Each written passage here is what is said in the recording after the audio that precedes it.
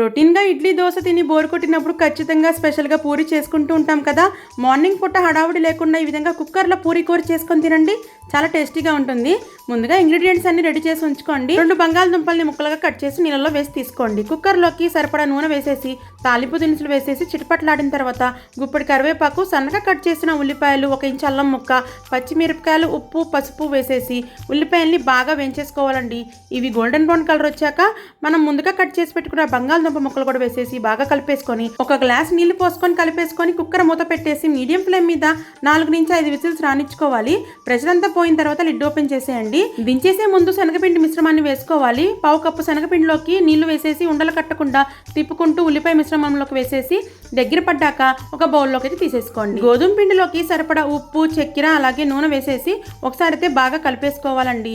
ఇందులో చక్కెర వేయడం వల్ల పూరీలు మంచి కలర్ వస్తాయి అన్నమాట.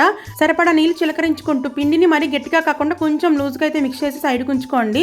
ఇప్పుడు పూరీలు వత్తేసుకొని వేడి నూనెలో వేసేసి 2 వైపులా పూరీలు వేయించేసుకుంటే పూరీలు పొంగిపోయి మంచి కలర్ అయితే వస్తాయి.